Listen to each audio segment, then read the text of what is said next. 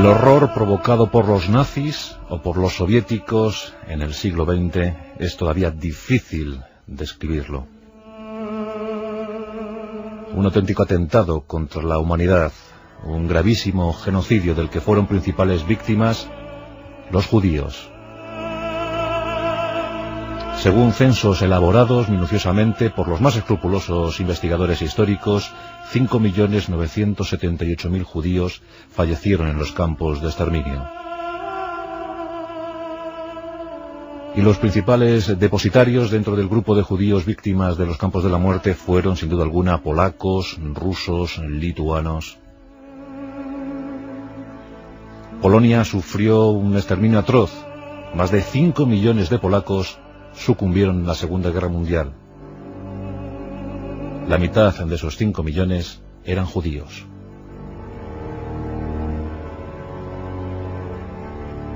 Hoy vamos a hablar de Simon Wiesenthal, todo un héroe para la humanidad. Un hombre que empeñó su vida en la localización y detención de los criminales nazis huidos tras la Segunda Guerra Mundial. Se supone que fueron no menos de 5.000 los que huyeron. Gracias a la eficaz tarea de Simon Wiesenthal y sus colaboradores, 1.100 de ellos pudieron ser detenidos y llevados a los tribunales. Aún así, otros 1.200 podrían todavía estar vivos y a buen recaudo, ocultos en 16 países. Eso es lo que nos dicen las estimaciones, las apreciaciones de los exégetas, de los que han encargado sus vidas, los que han dedicado su existencia al estudio del Holocausto.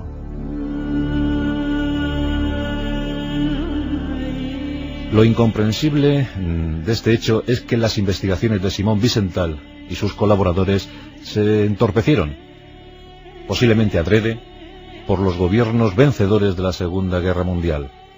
Y es que tras 1945, hay que decirlo también, muchos científicos alemanes que habían trabajado para el Tercer Reich se acogieron bajo el seno de estadounidenses, británicos, franceses, soviéticos, aportando sus conocimientos al enriquecimiento de aquellos países vencedores en la guerra.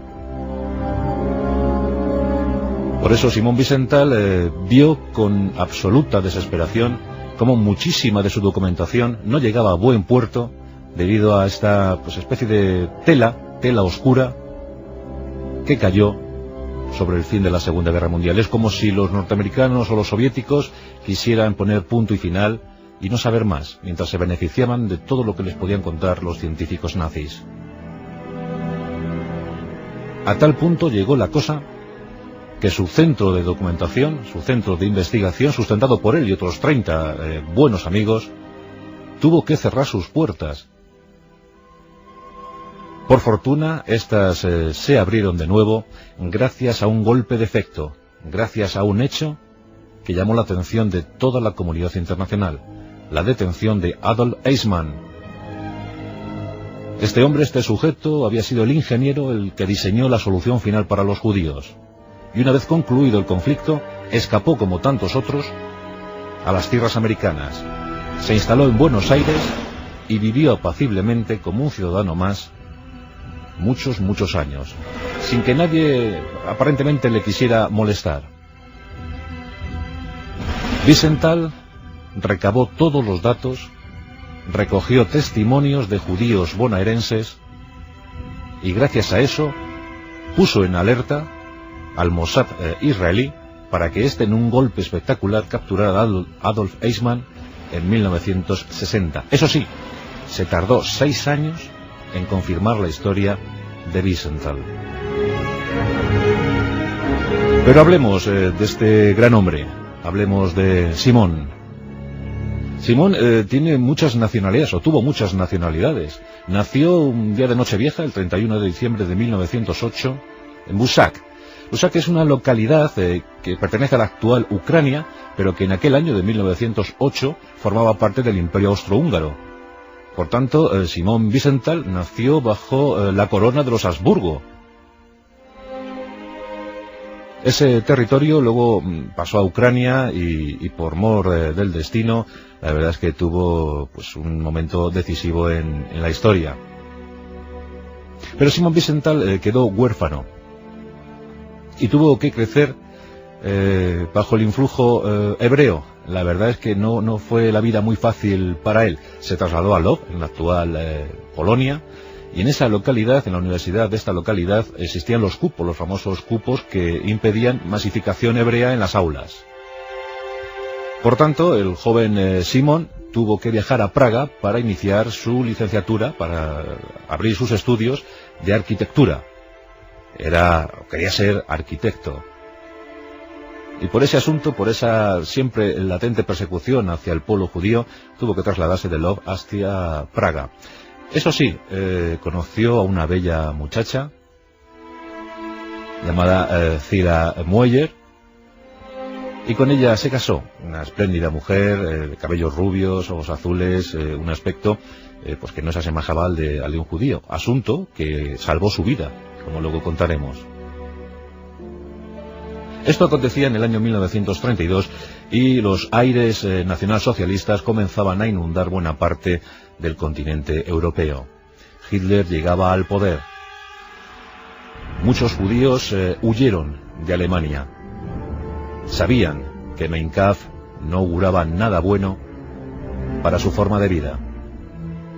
Los nazis pensaban, al igual que los comunistas soviéticos, que los judíos tenían buena parte de culpa de todo lo acontecido en Europa, de las gravísimas crisis económicas, de los desafueros y de las revoluciones que asolaban las calles.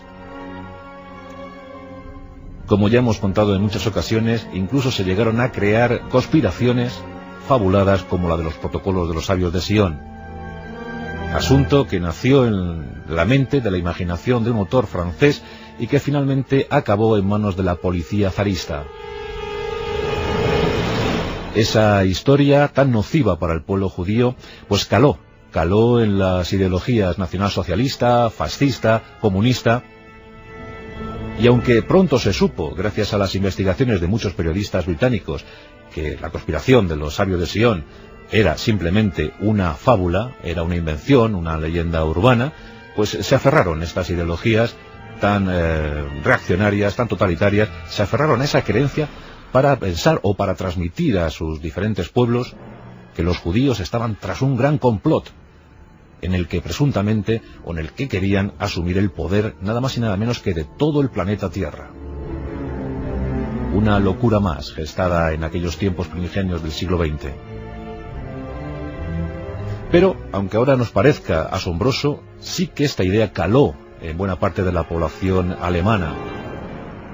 Y muchos pensaron que los judíos eran el mal que se cernía sobre Europa, y que había que suprimir ese mal a costa de lo que fuera. Wiesenthal fue una víctima más de este asunto. Y llegó el año 1939, y llegó el desastre para Polonia. En esos acuerdos entre von Ribbentrop y Molotov, los ministros de Asuntos Exteriores de Alemania y Unión Soviética, pues se preparó el Pacto de Acero y también el reparto territorial de Polonia. Precisamente el padrastro y el hermanastro de Simón Wiesenthal fueron asesinados por la policía secreta soviética. Por tanto, Wiesenthal tuvo víctimas a consecuencia de unos y otros. Se sabe que Simón Wiesenthal padeció la pérdida de 89 familiares a lo largo de toda la Segunda Guerra Mundial. 89 familiares. Por desgracia no era un caso singular, no era un caso único. No existe una sola familia de judíos que no tenga algún muerto en su haber, que no tenga algún muerto en la lista, en los campos de exterminio o en la guerra, en los conflictos, en los campos de guerra. Simón Wiesenthal fue capturado en 1941. Su mujer se pudo escapar milagrosamente por su apariencia física. Parecía aria, no parecía judía, y por si fuera poco, Simón Wiesenthal, como arquitecto, había diseñado unos planos ferroviarios de la República Checoslovaca que sirvieron a la resistencia de aquel país, una resistencia a los nazis muy férrea, la de Checoslovaquia, y gracias a estos planos la resistencia entregó unos documentos falsos Hacina para que se pudiera librar de la persecución nazi, y en efecto lo hizo, pero no tuvo tanta suerte su marido. La peripecia de Simón Wiesenthal por los campos del horror es inenarrable. Visitó 12 santuarios de la muerte, 12 campos de exterminio. Contempló horrorizado cómo sus correligionarios, como sus amigos, iban falleciendo. Él mismo, torturado por temor a esas torturas y a mantener el dolor en su cuerpo, intentó suicidarse. Fue algo espantoso, pero Simón Wiesenthal empezó a fijarse en sus guardianes. Empezó a memorizar los rostros. No tenía otra cosa mejor que hacer, por tanto, empezó también a memorizar no solo rostros, sino nombres. Los guardianes de las SS que custodiaban los campos de la muerte: Treblinka, Mauthausen, Auschwitz. En cualquier momento memorizaba un nombre, un rostro, y se prometía a sí mismo recordarlo siempre, in eternum.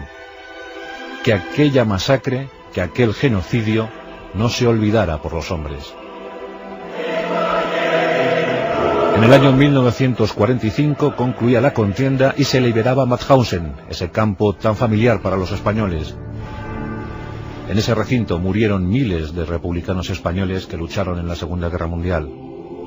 Allí estaba Simón Wiesenthal. Cuando los norteamericanos liberaron el campo, apenas llegaba a los 50 kilos de peso. Era un auténtico cadáver andante. Demacrado, humillado. Espantado por lo que había visto durante 4 años de cautiverio, Simón Wiesenthal decidió trabajar. Decidió ponerse a la tarea de recuperar la memoria, que no se olvidara jamás lo que había acontecido en aquellos campos de exterminio. Y lo que es mejor, aquella memoria vívida, aquella memoria tan impresionada, empezó a recuperar el vigor para escribir en papel todo lo que Wiesenthal había ido albergando en esa mente durante 4 años. Y la lista se hizo larga, muy larga. Aparecieron muchos nombres. Simón Wiesenthal y una buena parte de sus amigos se dedicaron por completo a recabar documentación, a reunir testimonios. No se podía olvidar. Había que castigar a los culpables de aquello. El Holocausto era la mayor matanza sufrida por el hombre a manos del hombre. En 1947 se crea el primer centro de documentación para la investigación del Holocausto. Wiesenthal y otros 30 colaboradores. Pero como decíamos antes, de forma incomprensible, se topan con el muro construido por norteamericanos y soviéticos. Y es que querían olvidar algunos rigores de la guerra y algunas colaboraciones portentosas de los científicos alemanes que ahora trabajaban para ellos. Wiesenthal se desespera, no entiende nada, no puede dilucidar por qué los vencedores de la Segunda Guerra Mundial quieren olvidar tan pronto la catástrofe de la Segunda Guerra. La cosa llega a tal punto que en 1954, hastiados, muy desanimados por la incomprensión de estos gobiernos, pues están a punto de cerrar su trabajo, a punto de dar carpetazo a tantos y tantos años de laboriosa documentación. Pero en ese año, Simón Wiesenthal recibe unos datos, recibe un testimonio que llega desde Buenos Aires. Alguien ha creído ver, y es más, alguien ha creído oler a un tal Adolf Eichmann, un superviviente del Holocausto. Recordaba perfectamente el rostro y, lo más curioso, el olor de este criminal nazi que había diseñado la solución final para acabar con el pueblo judío. Se había cruzado con él en una calle de Buenos Aires. Wiesenthal recupera toda la emoción, ya casi perdida o ya casi olvidada, y empieza a investigar. Empieza a recoger toda suerte de elementos que le lleven a la pista de Adolf Eichmann. Ponen antecedentes al Mossad israelí. pasa todos sus datos disponibles al Centro de Investigación para el Holocausto de Israel. Comunica sus hallazgos y también, para su sorpresa, recibe la incredulidad de los gobernantes israelíes. Esto ya era lo peor que se podía esperar. Ni siquiera los suyos creen en lo que les está comentando. Casi se diría que le toman por un loco. Pero Wiesenthal sigue aportando cosas. No se desanima. Confía en sus testimonios, en sus fuentes, en los confidentes que le están diciendo que sí, que Adolf Eichmann vive en Buenos Aires. Finalmente, el Mossad comienza a creer en la versión de Simon Wiesenthal. Y de ese modo transcurren 6 agoniosos años.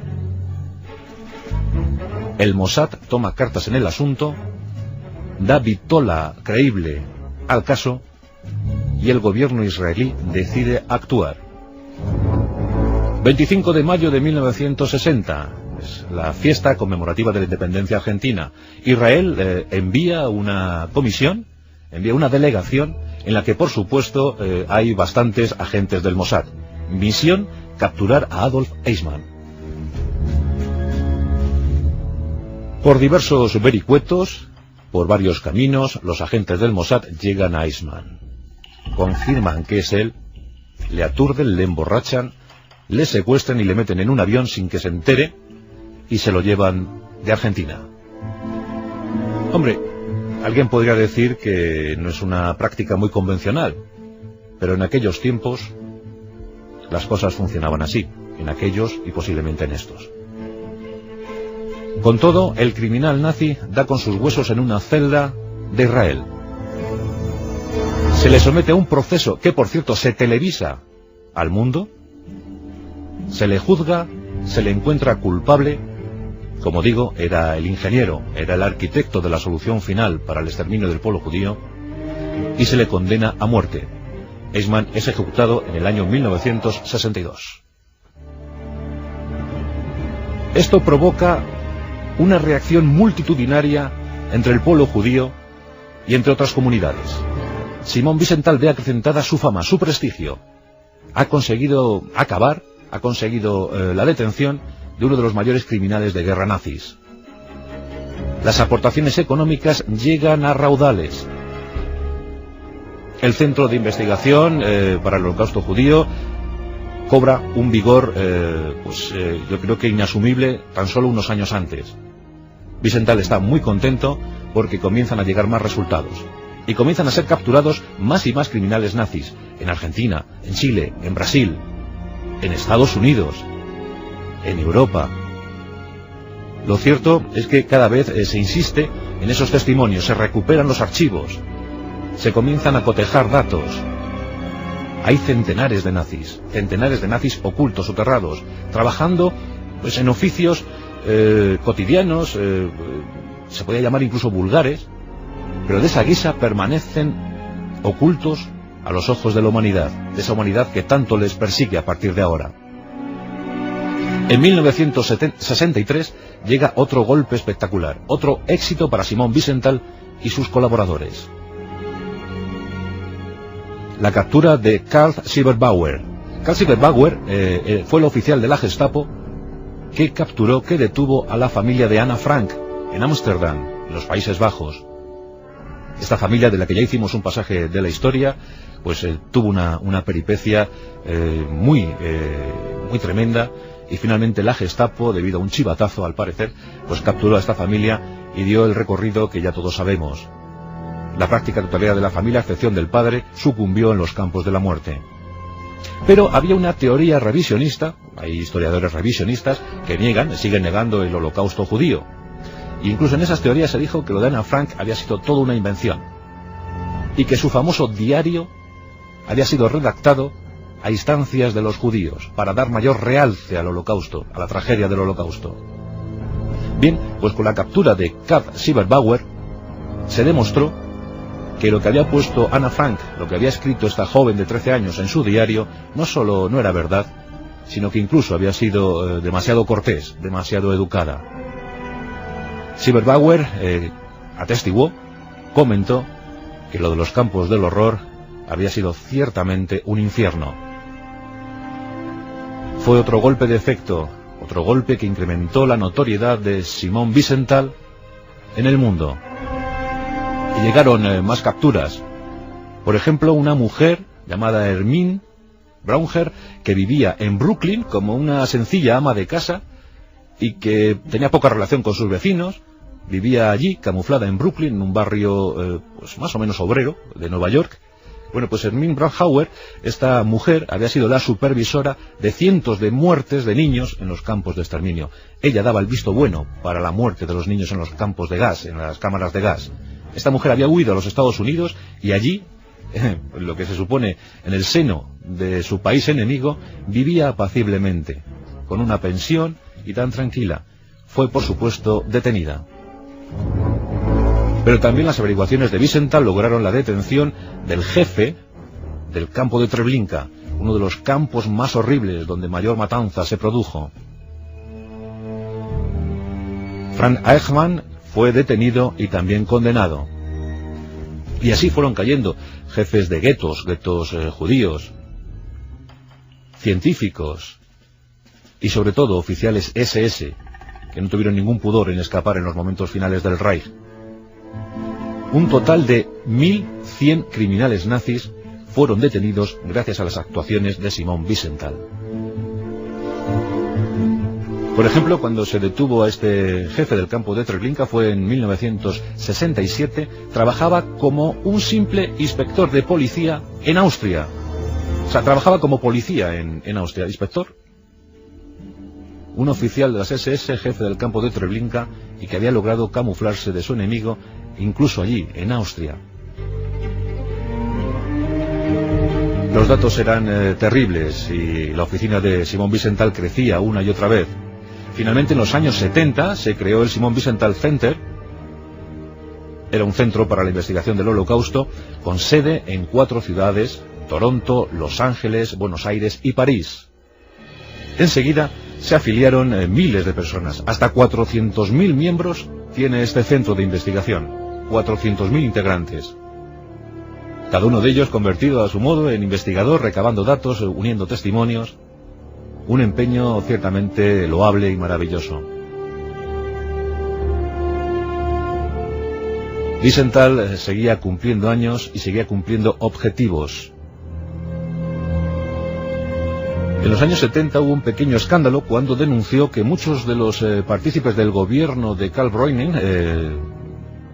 presidente de Austria, pues muchos de esos colaboradores o ministros habían sido colaboradores de los nazis. El propio presidente austriaco llegó a decir que Wiesenthal estaba ensuciando su propio nido. A ese punto llegó la cosa, y eso que Breuning era judío también. Otro de esos momentos inquietantes se produjo en 1989, cuando se supo que Kurt Waldheim, a la sazón el presidente de las Naciones Unidas, nada más y nada menos, había sido, o había colaborado, o había sabido, había averiguado cosas, sabía cosas sobre la participación de los nazis, la intervención de los nazis en Austria, y que había callado, había enmudecido, que de alguna manera se había convertido en su colaborador. No se le podía acusar directamente, pero sí que al final Kurt Waldheim tuvo que admitir ciertas cosas que desde luego enturbiaron su buena imagen hasta entonces. Wiesenthal sufrió también la ira de los neonazis. En 1982, muy cerca de su apartamento de Viena, los neonazis alemanes y austriacos, se supone, pusieron una bomba en el intento de acabar con la vida de aquel que tanto mal les estaba procurando. Sobrevivió, por supuesto, y siguió trabajando. El 30 de noviembre de 2003, Zina, su gran amor, su mujer, 60 años juntos, falleció. Y ese fue el capítulo que cerró el trabajo de Simon Wiesenthal. Ya muy envejecido, triste por la muerte de su mujer, su gran apoyo, su gran sostén en esa lucha iniciada en 1947, pues convocó a los medios para decir que su trabajo había terminado, que había capturado había provocado la captura de más de 1.100 criminales nazis, que quedaban otros 1.200 pendientes de ser detenidos, pero que ya eran tan viejos como él y que ya no soportarían ir a un tribunal. Los más peligrosos, sin duda alguna, ya estaban muertos. Y es en ese momento, ese 30 de noviembre de 2003, cuando Simón Wiesenthal abandona su gran obra, su opus magnum, su trabajo, el que motivó, el que alentó su vida. El 20 de septiembre, este pasado 20 de septiembre de 2005, Simón Wiesenthal fallecía a los 96 años, cuando dormía. Qué paradojas del destino, ¿verdad? Aquel que visitó 12 campos de la muerte, aquel que intentó suicidarse por no soportar más el terrible castigo que estaba sufriendo, vivió 96 años y murió en la cama durmiendo.